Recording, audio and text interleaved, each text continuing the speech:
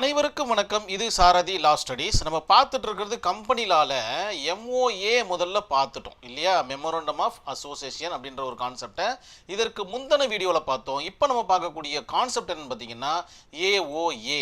What is MOA? இதற்கு தனி video இருக்குது. இதை பார்த்துட்டு அதுக்கப்புறமா ஏஓஏ கிட்ட வாங்க. ஏஓஏ அப்படின்னா என்னன்னு கேட்டிங்கன்னா ஆர்டிக்கல் ஆஃப் அசோசியேஷன். இந்த கொஸ்டினை இந்த கொஸ்டினும் பார்த்தீங்கன்னா அடிக்கடிக்கு உங்களுடைய கொஸ்டின் பேப்பரில் கேட்டுட்டு தான் இருக்காங்க. இந்த கொஸ்டின் கேட்கல, நான் போய் எக்ஸாம் ஹாலில் உட்காந்தேன், கொஸ்டின் பேப்பர் கொடுத்தாங்க, எனக்கு கொஸ்டினில் இந்த மாதிரியான கொஸ்டின் கேட்கல அப்படின்னு வெளியில் வந்தீங்கன்னா அதுக்கப்புறமா உங்களுக்கு கம்பெனிலால சரியான புரிதல் இல்லை அப்படின்னு அர்த்தம். இந்த மாதிரியான கொஸ்டின்ஸை தட் மீன்ஸ் ஏஓஏவாக இருக்கட்டும் எம்ஓஏவாக இருக்கட்டும் கேட்கணும்னு அவசியம் கிடையாதுன்றதை நினைவில் வச்சுக்கணும். ஏன் அப்படின்னு கேட்டிங்கன்னா இந்த டாபிக்ஸை நீங்கள் எல்லா இடத்துலையுமே யூஸ் பண்ணலாம். எப்படி? டைரக்டர்ஸோடைய பவர் அண்ட் டியூட்டிஸ்ன்னு கேட்டாங்கன்னா இந்த கான்செப்டை யூஸ் பண்ணலாம். அதாவது ஏஓஏவும் எம்ஓஏவையும் யூஸ் பண்ணலாம். வைண்டிங் அப் கேட்டாங்கனாலும் யூஸ் பண்ணலாம். அதுக்கப்புறம் வேறு என்ன கேட்கணும்? கிரெடிட்டாரை பற்றி, டெபென்சரை பற்றி, அதுக்கப்புறம் வேறு என்ன வாட் எவர் என்னென்ன கொஸ்டின் இருக்குது எல்லாத்துக்குமே பார்த்தீங்கன்னா இவங்க தான் பார்த்தீங்கன்னா பேஸ். இவங்களுக்கு உள்ளே இருந்து தான் எல்லாமே வெளிப்படுது. புரியுதுங்களா நான் சொல்கிறது? இவர்களுக்கு உள்ளே இருந்து தான் எல்லா கொஸ்டின் பேப்பருமே எல்லா கொஸ்டினுமே வெளிப்படுது. அதனால் கொஸ்டின் பேப்பரில் பார்க்குற எல்லா கொஸ்டின்லேயும் நீங்கள் இதை மையப்படுத்தி மனசில் வச்சுக்கிட்டே இருக்கணும். எந்த இடத்துல புகுத்தி எழுத முடியும், எந்த இடத்துல இந்த டயக்ராம் என்னால் போட முடியும், எந்த இடத்துல இந்த ஃப்ளோ சார்ட் என்னால் போட முடியும் அப்படின்னு மனசுக்குள்ளே ஓட்டிக்கிட்டே இருங்க. கிட்டத்தட்ட பாதி எக்ஸாம் முடித்த மாதிரி அர்த்தம் இந்த ஒரு வீடியோ.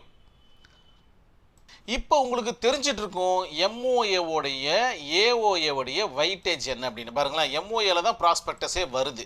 ஸோ இதுவும் இன்க்ளூட் ஆகிடுதா? ஸோ ப்ராஸ்பெக்டஸ் வந்துடுச்சுன்னா எம்ஓஏவை டச் பண்ணாமல் இருக்க முடியாது. எம்ஓஏவை டச் பண்ணிங்கன்னா ஏஓஏவை டச் பண்ணாமல் இருக்க முடியாது. ஸோ இப்படி வளர்த்துக்கிட்டு போய்கிட்டே இருக்கும். ஓகேங்களா? ரைட், நம்ம சப்ஜெக்டுக்குள்ளே வந்துடலாம். இப்போ இந்த ஒரு டயக்ராமுக்கு உண்டான அர்த்தத்தை நம்ம பார்த்தோம்னா மொத்தம் 3 சர்க்கிள் இருக்குது. நடுவில் இருக்கிற சர்க்கிள் பார்த்தீங்கன்னா ஏஓஏ அப்படின்னு போட்டாச்சு. வாட் யூ மீன் ஏஓஏ அப்படின்னு கேட்டிங்கன்னா இன்டர்னல் டாக்குமெண்ட். ஸோ ஒரு கம்பெனிக்குள்ளே, ஆக்சுவலாக இதுதான் கம்பெனி இல்லையா? ஒரு கம்பெனிக்குள்ளே அவர்களுக்குள் பரிமாறிக்கப்படும் எந்த வித டாக்குமெண்ட்டாக இருந்தாலும் சரி அது ஏஓஏல தான் வரும். அதாவது ஆர்டிக்கல் ஆஃப் அசோசியேஷன், அவங்களுக்குள்ள மீட்டிங்காக இருக்கட்டும், வேறு புது ஐடியாவாக இருக்கட்டும், இந்த இடத்துல சொல்லப்பட்டிருக்க எல்லாமே பார்த்தீங்கன்னா ஏஓஏல தான் வரும். ஓகேங்களா? அதற்கப்புறம் எல்லோ கலரில் இருக்கிற கான்செப்ட் என்னன்னு பார்த்தீங்கன்னா அது பார்த்தீங்கன்னா எம்ஓஏ. எம்ஓஏன்னா எம்ஓஏ அப்படின்றதுன்னா ஏஓஏவை கண்ட்ரோல் பண்ணும். அதாவது ஏஓஏ எம்ஓஏவை கண்ட்ரோல் பண்ண முடியாது. இது தனி, அது தனி. இது இன்டர்னல் கான்செப்டு, இது எக்ஸ்டர்னல் கான்செப்டு. ஓகேங்களா? எம்ஓஏன்ற கான்செப்ட் நம்மளுக்கு இதுக்கு முந்தின வீடியோ இருக்குது. இதை ரெண்டுத்தையும் கண்ட்ரோல் பண்ணுறது யார் அப்படின்னு பார்த்தீங்கன்னா கம்பெனி ஆக்ட். புரிஞ்சிட்ருக்கோன்னு நினைக்கிறேன். அதன் பிறகு இந்த டயக்ராம் கிட்ட வரலாம். பார்த்தீங்கன்னா ஒரு கம்பெனியோட வரைபடம் இந்த இடத்துல வரையப்பட்டிருக்கு. இதோடைய இம்பார்ட்டன்ஸ் என்ன, அதாவது வைட்டேஜ் என்னன்னு சொல்கிறதுக்காக தான் இந்த வரைபடம். ஒரு பூமி இருக்குது, எர்த் இருக்குது. எர்த்தில் பார்த்தீங்கன்னா பேஸ்மெண்ட்டோட ஒரு கம்பெனியை நிர்மாணிச்சிருக்காங்க. பேஸ்மெண்ட்டு தான் இந்த எம்ஓஏ. ஓகேங்களா? அதாவது எக்ஸ்டர்னல் டாக்குமெண்ட், அதாவது கம்பெனியுடைய அடித்தளமே இங்கேருந்து தான் ஸ்டார்ட் ஆகுது. இதில் இந்த ஒரு ரெக்கார்டை எடுத்துட்டா இந்த ஹோல் கம்பெனிக்கு உண்டான டீட்டெயில்ஸை நம்மளால் எடுத்துட முடியும். ஓகேங்களா? ரைட்டு. அதுக்கப்புறம் பார்த்தீங்கன்னா இது கம்பெனின்னு சொல்லியாச்சு. கம்பெனி தான் யாருன்னு கேட்டிங்கன்னா ஏஓஏ. இது இன்டர்னல் டாக்குமெண்ட். கம்பெனிக்குள்ளே நடக்கக்கூடிய விஷயங்கள், கம்பெனிக்கு வெளியே நடக்கக்கூடிய விஷயங்கள். கம்பெனிக்கு உள்ளே நடக்கக்கூடிய விஷயங்கள் பார்த்தீங்கன்னா அந்த மீட்டிங்ஸ் இதில் சொன்ன மாதிரி. ஸோ இந்த டயக்ராமுடைய கான்செப்ட் இதுதான். ஏஓஏவோட எம்ஓஏவுடைய மிக முக்கியமான பணிகள் என்ன அப்படின்றத விளக்கிறதுக்காக. ஏன் இந்த மாதிரியான படங்கள் வரையணும் அப்படின்னு கேட்டிங்கன்னா எக்ஸாம் ஹாலில் போகும்போது உங்களுக்கு அந்த ஞாபகம் வரும். ஏதோ ஒரு கம்பெனியை பார்த்த மாதிரி இருக்க, புகை வந்தது, ஏஓஏ போட்டிருந்தாரு, எம்ஓஏ போட்டிருந்தாரு அப்படின்ற மாதிரி ஞாபகம் வரும்போது இதெல்லாம் அப்படியே ரீகால் ஆகிடும். இப்போ நம்ம எக்ஸாக்டாக நம்ம எதுக்குள்ளே போக போகிறோம்னா ஏஓஏ கிட்ட போக போகிறோம். ஆர்டிக்கல் ஆஃப் அசோசியேஷன் அப்படின்னா என்னென்னா அப்படியே ஒன் பை ஒன்னாக நோட் பண்ணிக்கிட்டே வந்துடுங்க. ரூல்ஸ் அண்ட் ரெகுலேஷனை உருவாக்கக்கூடிய மையமாக இது பார்க்கப்படுகிறது. யார்? பர்சனல், அதாவது நேச்சுரல் பர்சன் ஆர்டிஃபிஷியல் பர்சன் பேரில் ஒரு ரூல்ஸ் அண்ட் ரெகுலேஷனை இம்ப்ளிமெண்ட் பண்ணுவாங்க. இது இப்படித்தான் நடக்கணும், இது இங்கே தான் இருக்கணும், இந்த நாளில் தான் லீவ் விடணும், இத்தனை மணிக்கு தான் எம்ப்ளாயீஸ் உள்ளே வரணும் அப்படின்ற மாதிரி எல்லா விதமான ரூல்ஸுகளும் பார்த்தீங்கன்னா இந்த ஏஓஏ அப்படின்ற கான்செப்டில் வந்துடும். அதுக்கப்புறம் பார்த்தீங்கன்னா அகாடமிக் ஷெட்யூல்டு. இப்போ நான் சொன்ன மாதிரி எப்போ லீவ் விடணும், எப்போ மீட்டிங் வைக்கணும், என்னென்ன மாதிரியான ஷெட்யூல்ஸ் எல்லாம் ஒரு கம்பெனியில் பின்பற்றுவாங்களோ எல்லா விதமான ஷெட்யூல்ஸும் இந்த ஏஓஏ அண்டரில் தான் வரும்.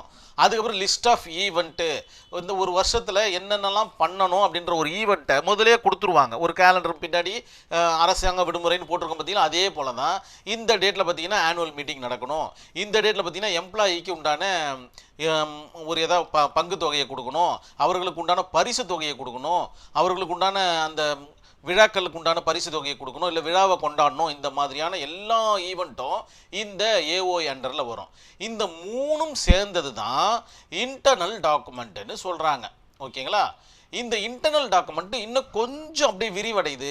எப்படி அப்படின்னு பார்த்தீங்கன்னா, டைரக்டர்ஸோடைய பவர் அண்ட் டியூட்டிஸ். இப்போ இதையும் நம்ம லிங்க் பண்ணி பார்த்துக்கணும். ஓகேங்களா? டைரக்டர்ஸோடைய பவர் அண்ட் டியூட்டிஸ். யார் இந்த டைரக்டர்ஸ் அப்படின்னு பார்த்தீங்கன்னா, யாரெல்லாம் அதிகமாக ஷேர்ஸ் வச்சுருக்காங்களோ, யார் அதிகமாக ஓட்டு வாங்கி வின் பண்ணாங்களோ அவங்கெல்லாம் பார்த்தீங்கன்னா டைரக்டர்ஸ் வந்துருவாங்க, மெம்பர் ஆஃப் போர்டில் வந்துருவாங்க. அந்த கம்பெனியை நடத்தக்கூடிய அந்த ஒரு திறனை இவங்க பெற்றுவாங்க. ஓகேங்களா? ஸோ அந்த மாதிரியான ஆட்கள் தான் இந்த டைரக்டர்ஸ் அப்படின்ற கான்செப்ட். அந்த மாதிரியான ஆட்கள் எப்படி நடந்துக்கணும் அப்படின்றது எல்லாமே இந்த இடத்துல சொல்ல, அவங்களுக்கு உண்டான பவர்ஸ் என்ன, டியூட்டிஸ் என்ன, எல்லாமே தெளிவாக இந்த ஏஓஏ அண்டரில் இருக்கும். அதுக்கப்புறம் ஷேர் ஹோல்டர்ஸ்னு ஒருத்தங்க இருக்காங்க இல்லைங்களா, அவங்களுக்கு உண்டான பவர்ஸ் என்ன, டியூட்டிஸ் என்ன, அவங்க எப்படி நடந்துக்கணும், எப்போ ஷேர்ஸை வித்ட்ரா பண்ணிக்கலாம், வித்ட்ரா பண்ணால் என்னெல்லாம் நடக்கும், இந்த மாதிரியான விவகாரங்கள் சொல்லப்படுகின்றது தான் இந்த ஷேர் ஹோல்டருடைய பவர் அண்ட் டியூட்டிஸ். அதுக்கப்புறம் அக்கௌண்ட்ஸை மெயின்டைன் பண்ணணும். அக்கௌண்ட்ஸ் டிபார்ட்மெண்ட்டுன்னு தனியாக இருக்கும் ஒரு கம்பெனிலையும். அவங்க எந்த மாதிரியான வகையில் அக்கௌண்ட்ஸை மெயின்டைன் பண்ணணும், எந்தெந்த காலகட்டங்களில் அக்கௌண்ட்ஸ் பர்சனல் டிபார்ட்மெண்ட்டுக்கு இல்லை போர்ட் ஆஃப் டைரக்டர்ஸுக்கு சப்மிட் பண்ணணும், இந்த மாதிரியான விவகாரங்கள் பார்த்திங்கன்னா இந்த அக்கௌண்ட்ஸ் கான்செப்டில் இருக்கும்.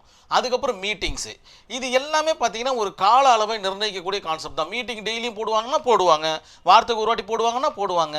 கம்பெனியுடைய க்ரோத்துக்கு என்னெல்லாம் பண்ணணுமோ அதெல்லாம் பண்ணுவாங்க இந்த இன்டர்னல் டாக்குமெண்ட்டில். அதுக்கப்புறம் கம்பெனியை வைண்டிங் அப் பண்ணணுன்ற ஒரு காலகட்டம் வந்துடுச்சுன்னா அப்பையும் பார்த்தீங்கன்னா இந்த ஏஓஏ அண்டரில் தான் முதல்ல முடிவெடுப்பாங்க. அதுக்கப்புறம் பார்த்தீங்கன்னா எம்ஓஏ கிட்ட சொல்லுவாங்க. எம்ஓஏன்றது எக்ஸ்டர்னல் டாக்குமெண்ட்டு, எல்லாருக்கிட்டையும் வெளியில் ஸ்ப்ரெட் பண்ணி சொல்லக்கூடிய கான்செப்ட்டு.